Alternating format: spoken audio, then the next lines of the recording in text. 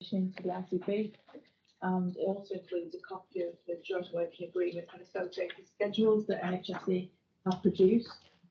So for those who don't know some context, NHS England currently the Council Commissioner for 154 prescribed services.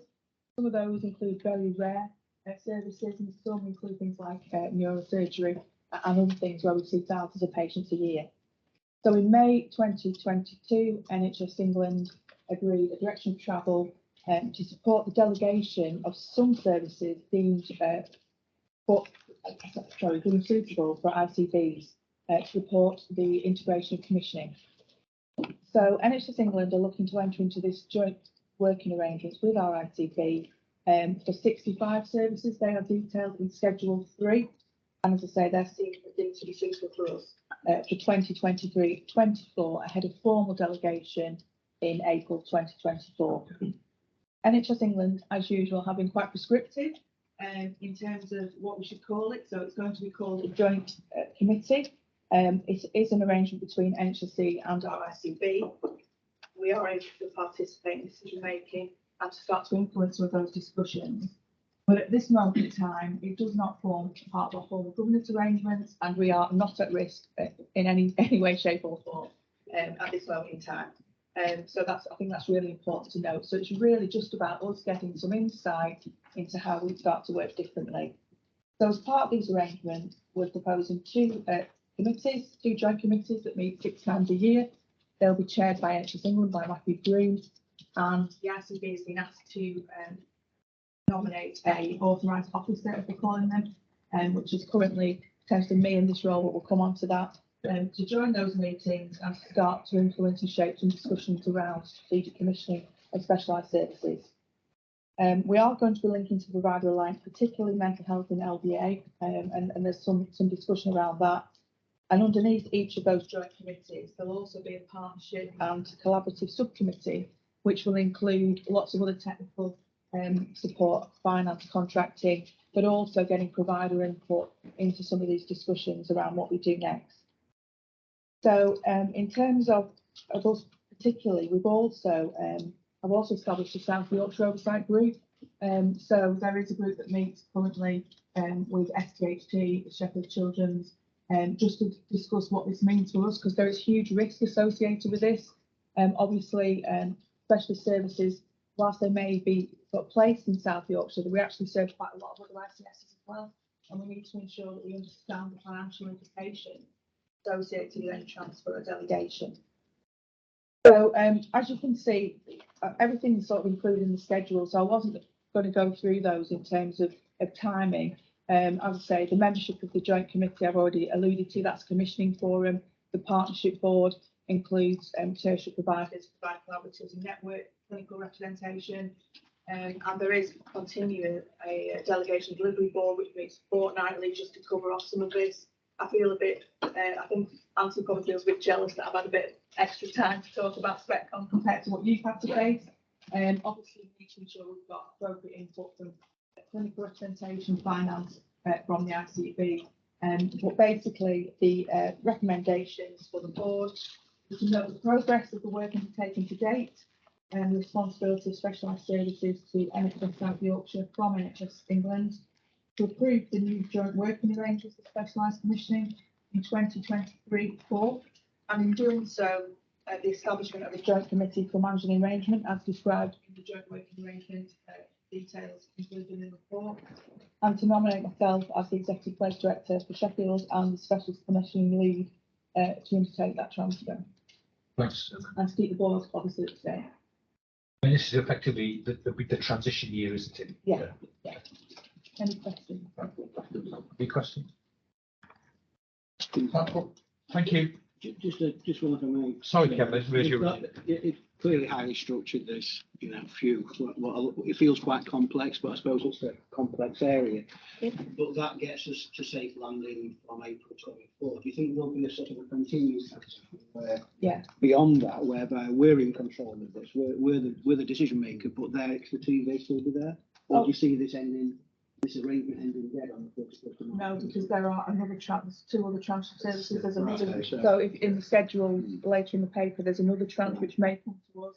And again, it comes back to the points that Anthony's made around there are very few specialist commissioners. There are very few people with expertise. I mean, I remember back in PCT days, we invested heavily in specialist commissioning functions, but I think over the years it's kind of dwindled. We've only got a few key people. So again, in terms of knowledge transfer, we need to kind of understand what that means for us. And again, we may work, I mean, obviously not to have discussions with the other ICBs, but we may talk about, what that means for us as a single ICB versus, the arrangements in Humber, North Yorkshire, West Yorkshire, etc. I think that's probably worth a discussion as well. So this infrastructure is here to stay for a while beyond that year one. I think that critical step is that local working relationship with local providers about how do you start to conceive of this in a different way. And I think that's really important about what's the concept of provider collaboration for tertiary service and what does that start to look like. So there's quite an interesting what this might look like sort of 2 years out. And would we be using the expression we need specialist commissioning skills, or no, would be an interesting test of integrated care for tertiary provision. Okay, happy to move on that basis. Thank you, Emma. Thank you for the paper. Healthy Lives Expert Panel. Will? Yeah, It is you. and if you can view this paper as higher up the agenda along with the integrated care strategy and the work that we're doing to combine it, probably where it best is. Just put it into context, when our new Mayor Oliver Coppard set out his manifesto, one of the things that I'm sure you're all aware of now is he was absolutely committed to improving health in its broadest sense and reducing health inequalities.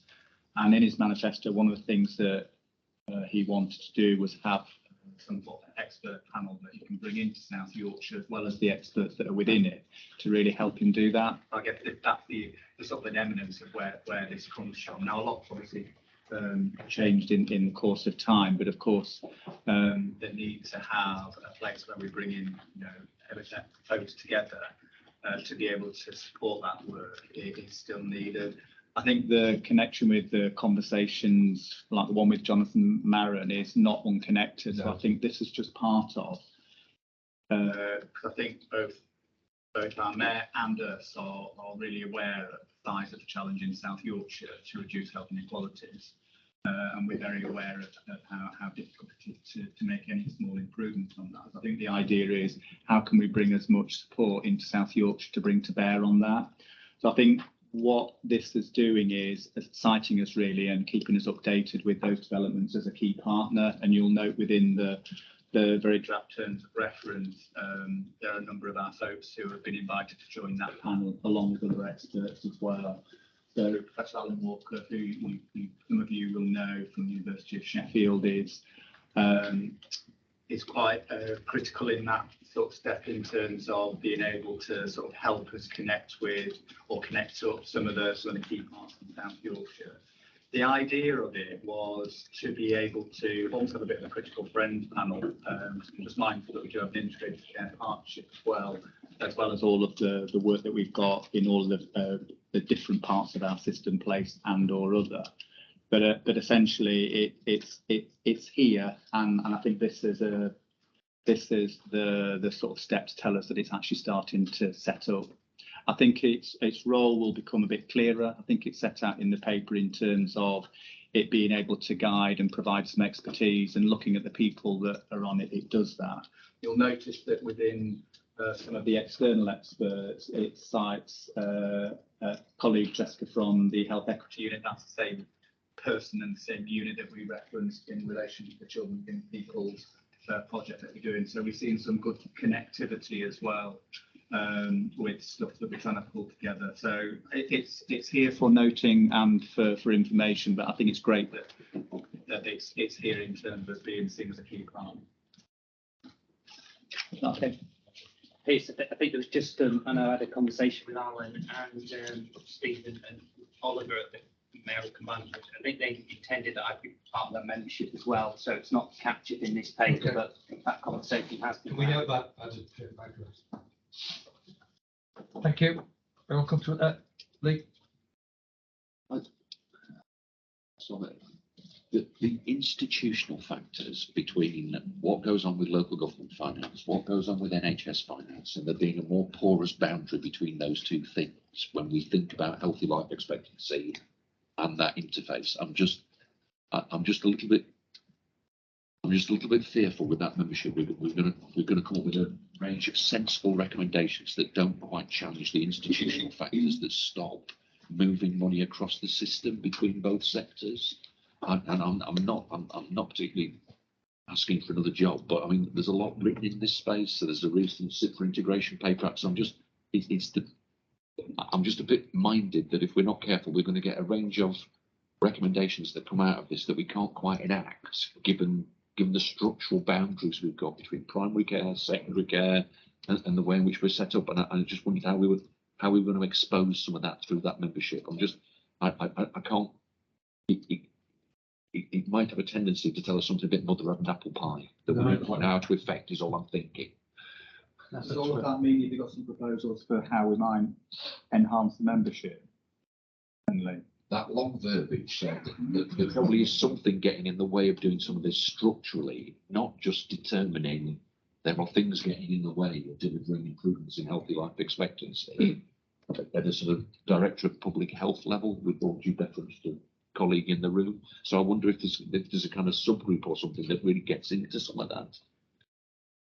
Guys, sorry, I was just going to say that I think it's. I mean, I had a similar point to later. It's about how this connects to the ICP, the other parts of the system. Because I think Lee's right. I mean, I think we can come up with things conceptually, but it's how do you actually enable those ideas to happen? First of all, it's not my thing, but this is my thought, because I think this was part of Oliver's manifesto, wasn't it? And there is a commitment behind it.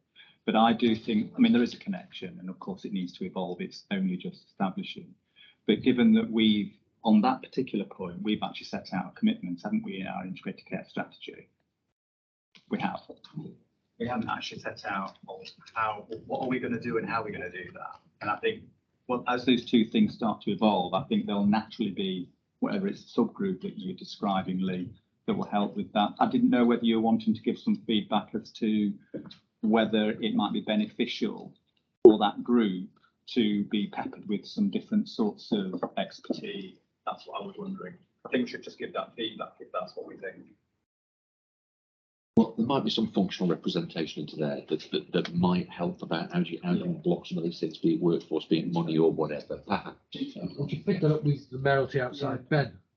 Yeah, I mean, I think this has evolved quite a lot, obviously, since it was in Oliver's sort of manifesto to where we've got to. And I guess for me, Oliver being chair of the ICP really helps connect. It really does. The how we deliver stuff, because I guess that's almost the role of the ICP to get that. How do we do this as a system? How do we bring it together? But yeah, really hear your thoughts on that, Lee, in terms of really actually what is the role of this. And I guess for me, I'm seeing it as a think tank that the ICP can ask for advice rather than an ivory tower that comes with this is what we need to do, but over to you to how to do it. So I think that's where we need to finish it. Emma, and then Moira. I suppose again, looking at it from, we are really trying to get alongside our communities, and this feels a bit like, we're getting all the experts. Aren't the experts our communities, and isn't that the whole purpose of it? So haven't we got a lot of that stuff already? So I just think we need to be really clear. We talk about getting alongside communities and involving them, but then these are experts, well, aren't they? And I just think there's something about the language of this and how we use it, and actually, we've been doing a lot of this work through our health and wellness through place already. So I kind of, like you said, the intention of it, Will, and like you said, what was it, your thing or your, I just think we need to really think about how this lands for the local communities and people, because they're the experts. Yeah. Moira, did you have something to add? Sorry. Yeah, I was just reflecting back on the discussion we had last time around the Sheffield City Goals, which I know is just Sheffield, but it's how this group will link with some of those other partnership boards that are already in existence. So that can be clarified. That'd be helpful. And I think from my perspective, I think we're prepared to support this. And I said that we still have a bit of a where does it fit conversation. And I think, can we just make that an ongoing conversation with the team at the Mayoralty that says, yeah, great, I'm really comfortable that people are doing some thinking about this, but actually we need to connect it, because I think that's the bit that would, and you know, I think I don't want it to be so ivory tower, no offense, Ben, that we say, well, that was very interesting, but what the beep am I supposed to do with that? Because actually that's something we were trying to avoid. So I mean, I'll pick that up with Oliver as well when I see it. Okay, people happy to pursue on that basis? Thank you for those comments. Commissioning policies. It is you, Will. This is a conversation we had 2 or 3 times, I think. Yeah.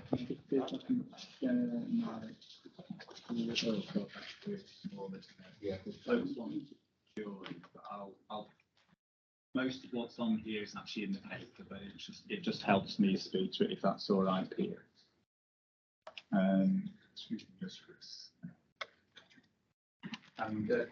can I just say as well, we've got Ailsa, so a number of colleagues have been leading this work. So yes, this is trying to give you an update on this is doing updating on we've got 2 policies aligned, remembering that at the inception of the ICB, we inherited a number of commissioning policies that individual CCGs had made differential decisions about. We agreed that we would try to work through those over the course of between July through to the end of March. So that's we're in March, aren't we? You'll remember that back in January, we brought through the first part of that, so the phase 1 of that, where we committed to work through what we described as commissioning for outcomes policy. And that covered sort of 5 things, I think, from grommets through to acupuncture, cholecystectomy, etc., and you supported moving to the national approach on those particular policies. What we've got today in the paper is the second phase of that. So that covered, I've sort of got that into 3 groups. So there's the IVF and gluten-free, where today we're asking the board to consider a commissioning position that would align across all of our communities, and we'll go through that in a second. And then the second group, the group individual one, is a decommissioning. We're asking the board to consider decommissioning. So that's where we've got commissioning policies which are described as fitness for surgery. That's where where a couple of our CCG would put in place policies where in order to, when you go through to be referred for certain planned care, it is a specific list. You'll also be referred for smoking cessation and weight management as well as part of that. And that is seen as a health prevention, a promotion, and actually trying to support people to do better from surgery and outcome, but also it can be seen as a barrier as well. So just putting that out there. And then the final group is what we've described as individual policies. So they cover things like continuing healthcare, individual budgets, etc. So a small group like that. So essentially, we've got those three groups of policies. They're being led by a number of folks in each of our 4-place teams. So Elsa's here today. I think most of you know Elsa Leeds, and she's on the screen. Hi, Elsa. And Elsa's been leading the IVF one, so I thought we would start there and then go through the IVF one, if that's okay. Because actually we are asking for the board to consider a different commissioning decision to what we've got currently. That levels us out across our community. If I can ask Elsa just to... Elsa, do you want to talk us through IVF? Okay, hi, I hope you can hear me okay. Yeah, we can. Okay, just to very briefly summarise what we've done there, we've had a working group that's been meeting since the summer, and the primary piece of work that we've been doing is to look at the number of cycles that we are commissioning from an IVF perspective. The reason for looking at number of cycles is we have already a Yorkshire and Humber policy with regards to IVF, which all CCGs were working to. So we've been working to a similar policy, but the policy allowed each CCG to look at how many cycles that they were actually going to fund. And we had a differential position across us. So we had Barnsley, Doncaster, Rotherham that offered 2 cycles, and Sheffield have offered 1 so far.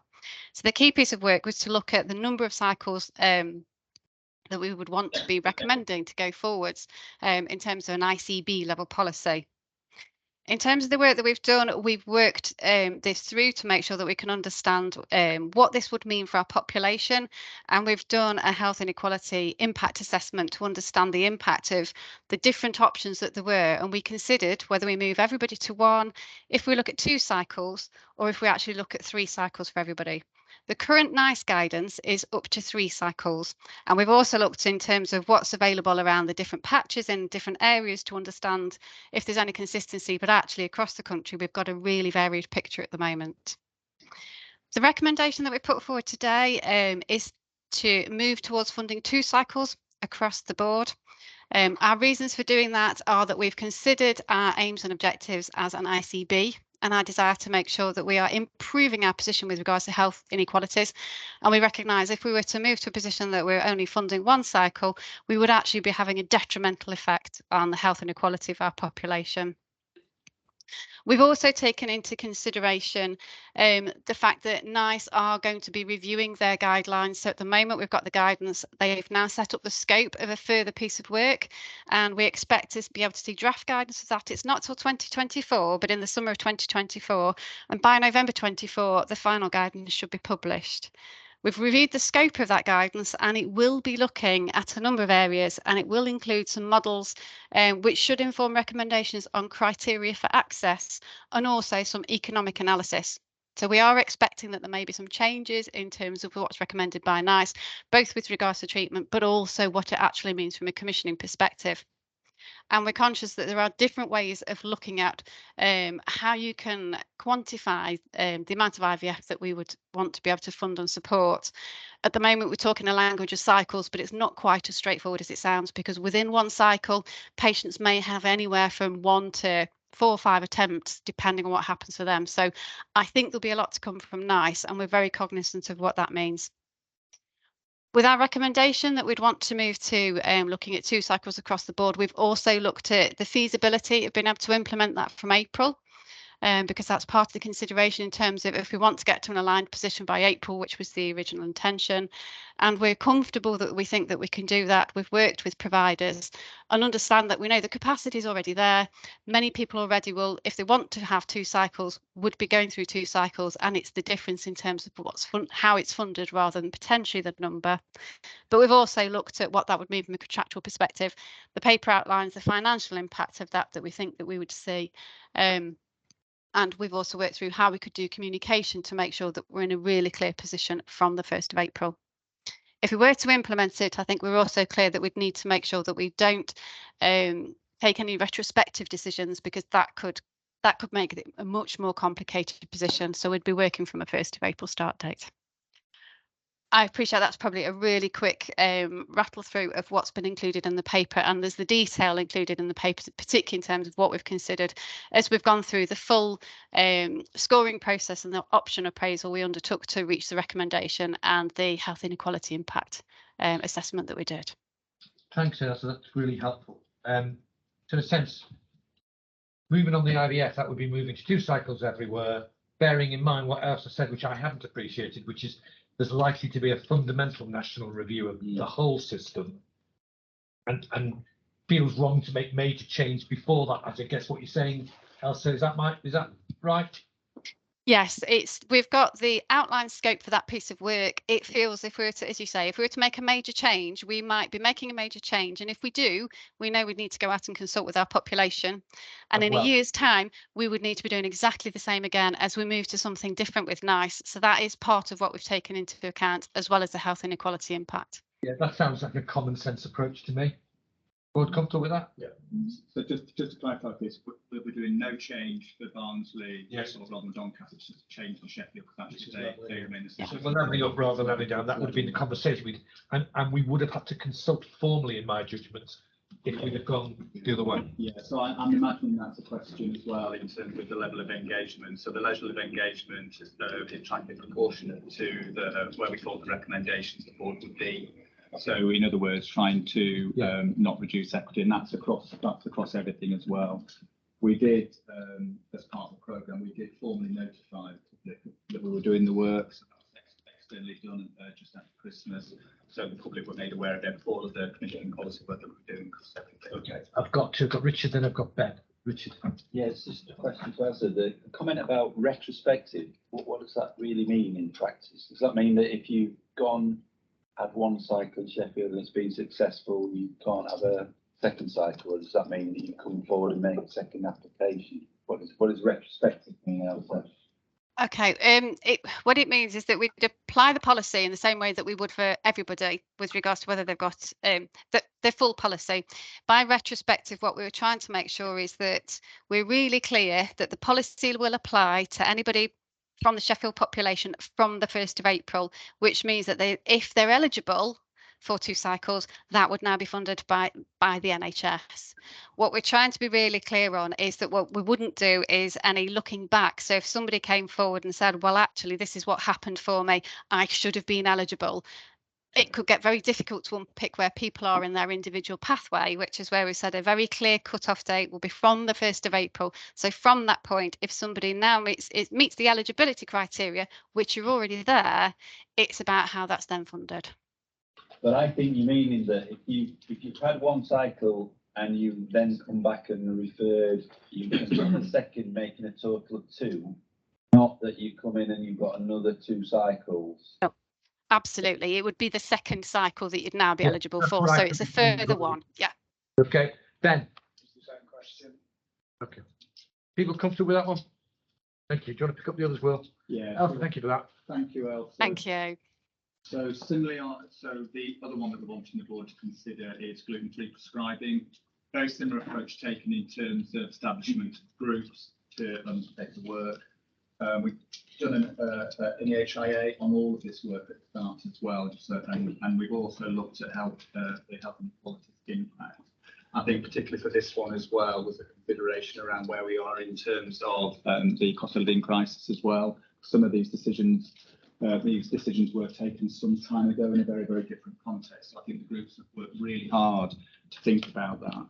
In terms of the options that were considered here, it was considered not to commission, and you'll see that the differential commission that we've got a similar approach in Barnsley, Doncaster and Rotherham, though slightly different to what's recommended. And of course in Sheffield, not prescribing gluten-free breads and mixes to the other population. Although there is some discretion within that, which we've noticed within prescribing. So I think what we're asking the board to consider here is moving to celiac society guidelines on this. You'll see that there was an option considered to move to beyond that, but we don't think that's appropriate, certainly not at this stage in terms of when we're trying to get some equity. So moving to all of our population being prescribed according to the celiac society guidelines, which will then enable us to have equity of how we're actually applying this across all of our population. I have included what some of the impact of that would be, and I'm just mindful around the discussions around cost, because there is a cost implication on a number of these. So it's there for your consideration. The range, I have highlighted the range there, so the group did look at the range, and that's partly the differential in prescribing. So there's something about being able to be really clear on our policy position here. So that's the sort of ask really the board's consideration on gluten-free today. Yes. People comfortable with that? Thank you. Well, can I move on to fitness for surgery? So I described that earlier, where some of our local CCGs put in place a step to refer to mostly smoking cessation and weight management. The recommendation is to decommission. I don't want people thinking that in any way the group thought that was a bad thing to do, to refer folks to weight management and smoking cessation. It's just in terms of both the imperative to align our policy, because actually it potentially does have an impact on weighting, to decommission that so that we then have a level playing field And then as part of our work around population health, health inequality and prevention, we align that to our strategy and do a much more involved piece of work to have something that really applies that across all of our population, but in a way that it's really thinking about how we do that differently. And you'll notice that there's an ambition around, and what we mean by that, really getting alongside and working with our people and communities to really work through what would be a best way of actually delivering that. So that's the proposal. That's the proposal there. Similarly, on these two, the groups have looked at patients. I think they're confident that for the beginning of April, we can actually implement those two things. Mostly it's around communication.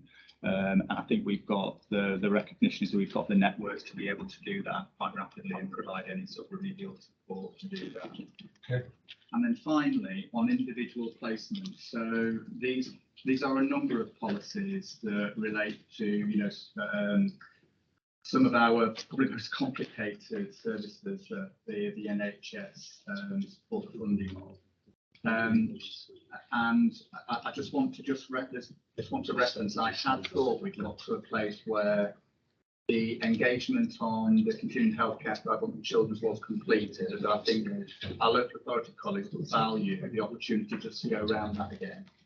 So I'm not setting it here in a way that this is concluded, but actually it's a really good place. I think it's a really good place. So there's been some fantastic work done by James Dumar and team with local authorities to be able to move us to a single policy position across a range of policies that are interconnected. So those of you that know the detail of how continuing healthcare works and cancer care and personal health budgets, you'll know that they're all interconnected. The reason why we've got a difference across each of our 4 places is because when each of our organisations worked with other partners, including local authorities, to develop these policies from national frameworks, as you can imagine, they came up with nuances around language and focus in those policies. So it's not that even today, having 4 separate policies means you've got different access as a result of the policy or necessarily different service provision. It's just that the policies are different. So we are getting to a harmonised position where we've got a single policy, because that was the scope of this review across all of these. And I think we can be fairly assured as a board that we can get to that by April. But the governance process to ensure that we give our key stakeholders the opportunity to feed into these, but also we can make a shared decision on them because they're so interrelated. We wanted a bit more time to do that, and I think that's what it's really important for me to reflect in terms of where we are on the individual placement policies. I've got Lucy, then I've got Ben, I've got Wendy, then I've got Anthony. Lucy. It's only because I saw Lucy first, by the way. Thank you. So I'm not surprised that this is one of the kind of last nuts to crack, if you like, because it is massively complicated, and I know that. So we talked about the fact that actually the focus of those different policies wasn't different, but the language and the nuance was. And I just wanted to sort of ask really sort of what work was being done to really understand actually how that different language and focus might have driven different experiences in different places. Because we know that people do have different experiences of these services, and the policy isn't the be all and end all of that actually, but it sets the tone and it sets the scene. And there's something about, we can do the box ticking to get this policy signed off. It's all, you know, it looks the same across the area, and I know that needs to be done, but it feels like a lost opportunity if we don't get underneath that a little bit and really look at the experiences that people are having. And there's some information that sits behind this that the group that's been working on it might have seen, but things like the use of personal health budgets for section 117, for example, you know, what knowledge do we have about how effective that's been, or the impact of that, how widely it's been used, how well it's been used, what difference it's made to people's lives?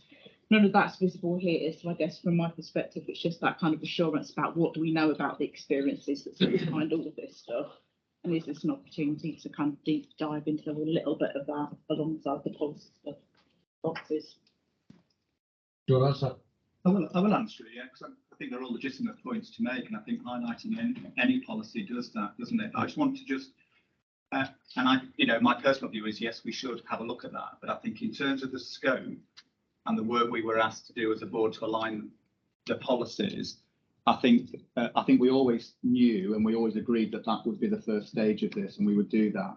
I think there would have to be a scoping out of that by all partners, because it's not just the Integrated Care Board that would need to do that, and therefore my question is about where is the best place to do that. But I think it's a legitimate set of questions to ask. I think the answer is that's not what we're trying to do here, Lucy. Doesn't mean it's a fair set of questions. It's not what we're trying to do here.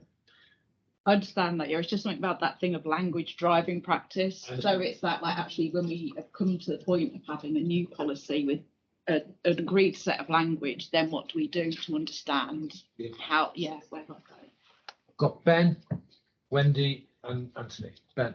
Yeah, just on Will's point around local authorities still going through a process with this one, and the aim for April, I know it's going to our cabinet in June, so just like that. Yeah, except Wendy. Yeah, I mean, I really value that reflection actually from Lucy, because I mean the policy framework is quite key, isn't it? I know it draws from the national framework in terms of CHC, but in many ways, and thank you for we've got this extension now to make sure we've got the language right, which is the right decision, isn't it, for us to take? And we do know, don't we, from experiences that people are stuck in inappropriate places on the back of the fact that people are arguing the toss about money. And that's the reality of the lives we are seeing being lived across South Yorkshire and actually beyond.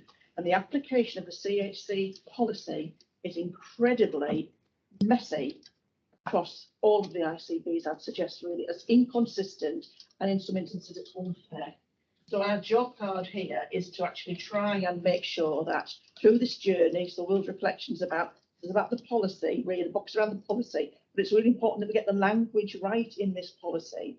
And some things about some of the just email I've had this morning from the board asses and some of the DCS colleagues is about language and about actually, and it's not major stuff.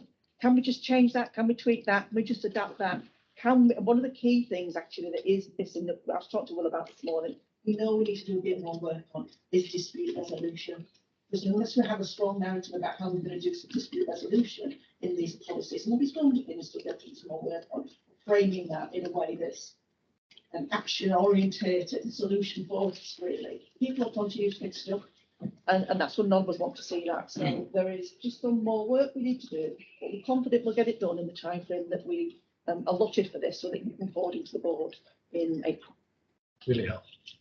Anthony? Yeah, mine was on the fitness for surgery. So support the approach that we've recommended there, because clearly we have got a different approach and inequities being created as a result of that. I think it needs to be clear that we're decommissioning the policy, not decommissioning the services in Rotherham and Barnsley that are there to help with that. Now, the reason I say that is that we never went down that route in Doncaster, but I'm very keen to know the outcomes and the results of those services that have been in areas, because I do take the point around inequalities mentioned in the paper, but I do think it's something we need to look at and need to not throw away, because I think we still need to get into that territory next year, and that's the recommendation. So it's not the services, it's the policy itself that we're decommissioning. And I think that's what we did say. Yeah, just to come in on that. So from a Rotherham perspective, a few years ago we implemented a service, and it was meant to be evidence-based, and it was around better outcome for patients from surgery by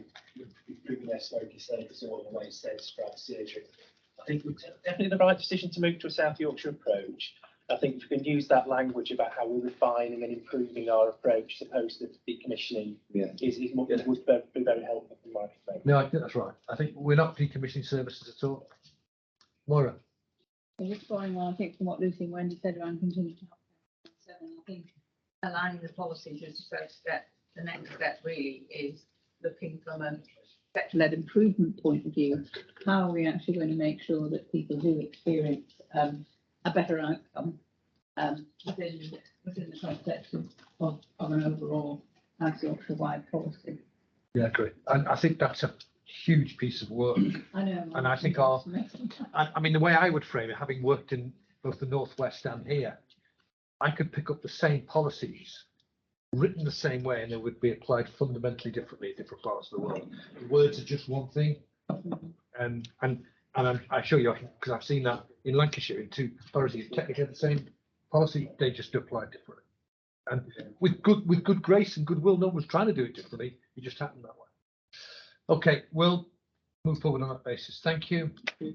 We then got a series of what I would describe as short items on corporate governance. Did you get that, Martin? There was a clue in the description the chair gave. Thank you. Yeah, if I could just, I will take them all. There are three papers now, 3 sections, but if I take the first one as read, do you just want to tease out a couple of items very quickly? The corporate assurance report, included within it is the first iteration of the board assurance framework and corporate register that the board will receive in public, and it's there. I ask you to receive it and to note that it's subject to ongoing refinement and work through our subcommittees and through our executive teams and with colleagues.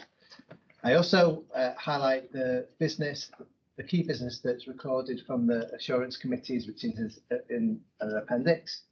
I ask that the board ratify the updated terms of reference for the assurance committees, which are also included. Note the register of interests and hospitality register, and that are recorded on and shared and published on our website. And note that a full refresh of our whole staff register of interest is underway for conclusion by the end of March. To note the exciting news that we had cause to use the corporate seal, and that information around that is recorded in the paper.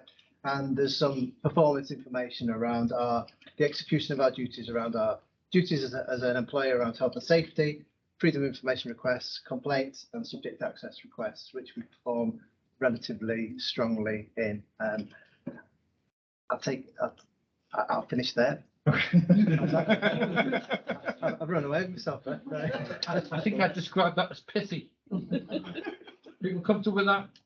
Assuming it's all right, thank you very much. Just one comment about in terms of reference for the committees, not to change them, but I think it's a conversation you and I have had, but nowhere in our committee structure do we appear to have a focus on performance in its purest way.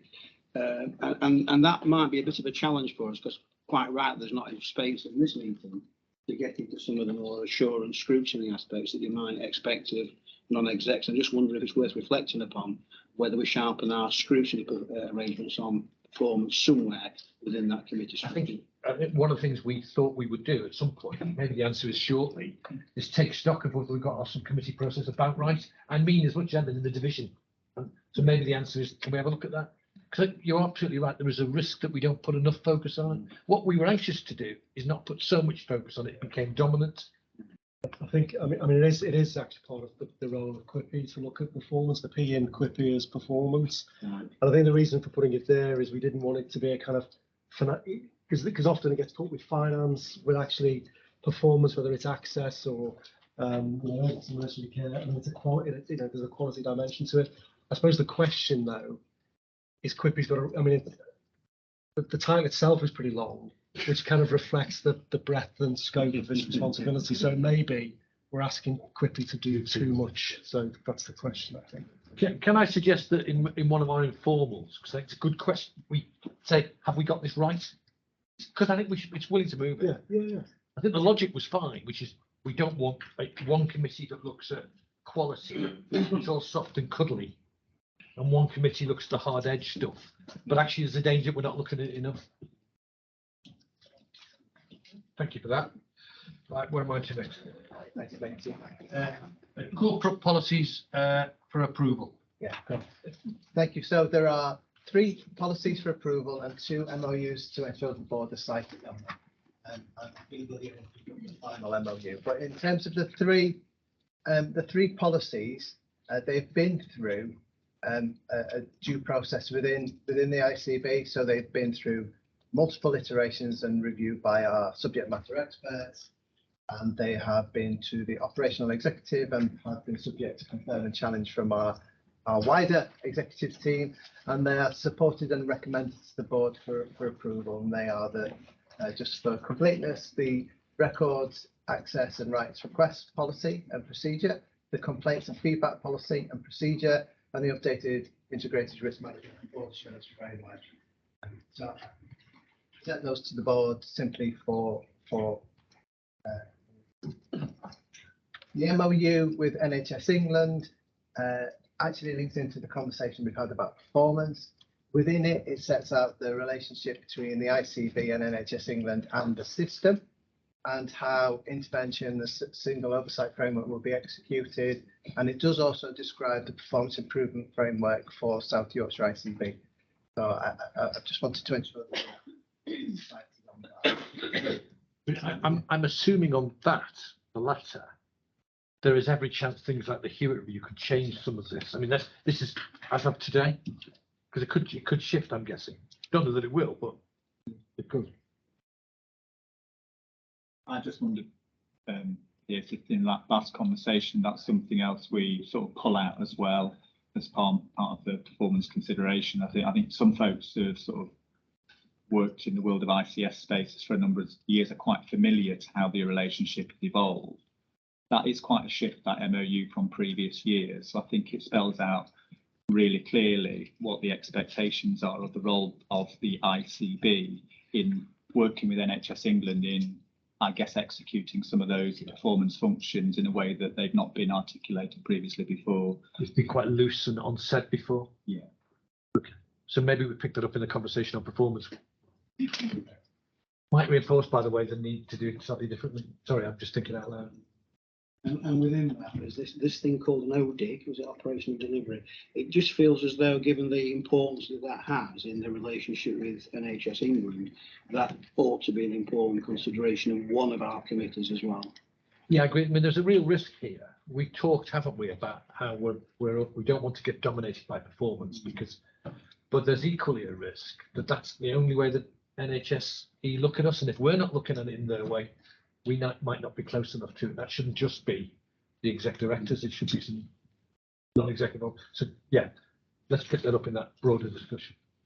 And then the final MOU relates to the relationship between the ICB and the VCSC Alliance. Can I just have a couple of minutes on this? Yeah, yeah. Is that okay? So it's just a shame that it's tucked in here, because I think I think to highlight the work that Shafiq and Karen have been doing with our VCS network, that we as a system and as an integrated care board have really been supportive of over the last few years. And I think the great thing is when you read the MOU, hopefully what it describes is how we're already working as a system and how we're already sort of supporting that. I think the essence of one of the things that we're really trying to do is make sure that we are supporting VCS to be on an equal footing with other partners, and therefore there are ways that we are doing that. For an integrated care board, we were really clear that we wanted to have voluntary sector as a partner on our board, so that's one aspect. We've invested in supporting voluntary sector, so Karen, who works with Shafiq and supports that whole network, is something that we've really got behind. And in almost everything that we're doing, I think the message is getting through around the importance of the voluntary sector at every level and in everything. But I'm hoping as an MOU, it doesn't come as a surprise. In actual fact, what it does is it just sort of harmonises and chimes with what we're already doing. It's been through quite an involved development process, been co-produced with our voluntary sector partners, been some big events pulled together to make sure that we get as many perspectives and voices into this. And it's been through some quite rigorous forums in our own system as well, which if there were any challenges, they would have come. So it's been some of our internal stuff, so our operational executive. It also went to our system leadership executive just recently as well. So Karen presented it there. So I think we can safely say actually it received support from across our system. It is here for adoption of the ICB, but actually it's the relationship with the ICS more broadly as well. But I think it's important that we set the tone for this in terms of supporting and getting behind it as an integrated care board in South Yorkshire. So hopefully they're supported. Pete, do you want to add anything? I'd just say, thank you, Will, that it doesn't negate what's already happening at place. So we're conscious that there are hundreds of voluntary organisations that are in place. I've got relationships with partners already.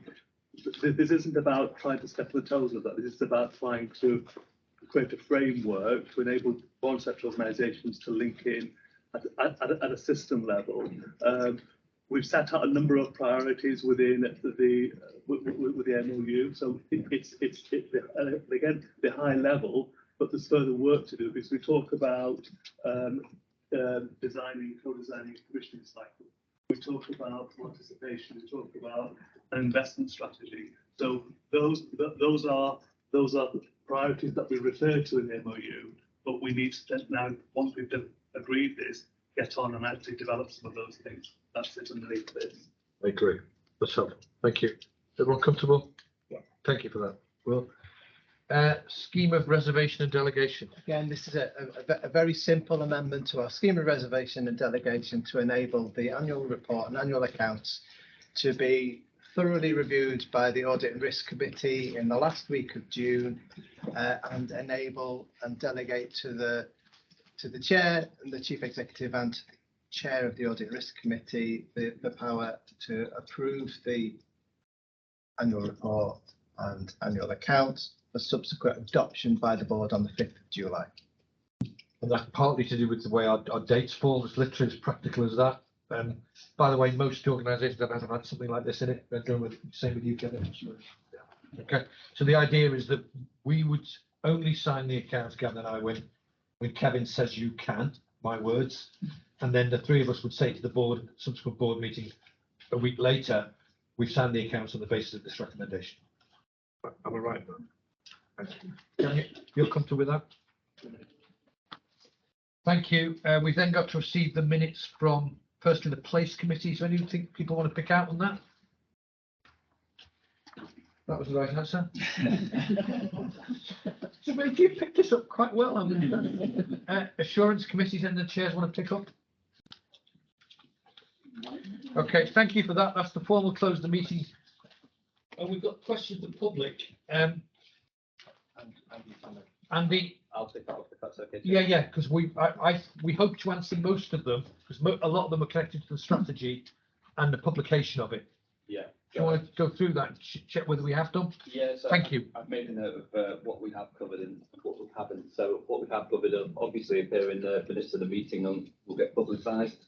What we haven't covered is probably 3 areas. So Mr. Wright and Nora Everett, who are on the call at the moment, they've asked a couple of questions about asking questions. Yeah. So in essence, just to clarify, any questions that come to the board prior to the meeting, we drafted a written response and it's uploaded onto our website within 2 weeks. So that's a full kind of 5 weeks before the minutes get uploaded. So just to clarify, that those will be uploaded in 2 weeks and sent to those who ask the questions.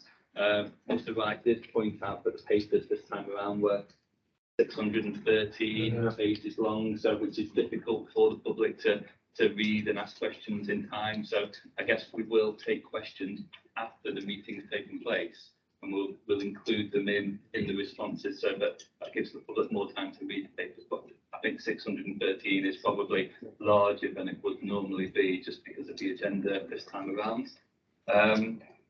Nora Everett asked a number of questions about whether we were aware of certain things that were taking place, such as building an ICS intelligence function. And I think the answer to all of Nora's questions were, yes, we were aware, but we'll add more narrative to the answers that we publish on our website, so that just to give the context of what we are doing.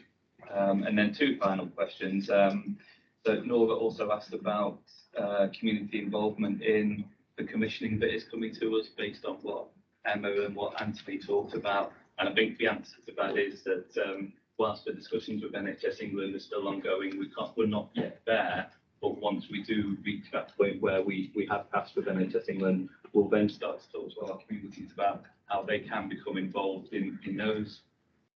And then the very final question, Laura pointed out that we don't have any memorandum of understanding with our people and communities, which is actually absolutely right. So when we review the people and community strategy coming up now, and that'll be published in July, we'll include a memorandum of understanding in that as well, so that we close that off with our. Just a couple of things to say. First is, I actually agree with the 630 pages.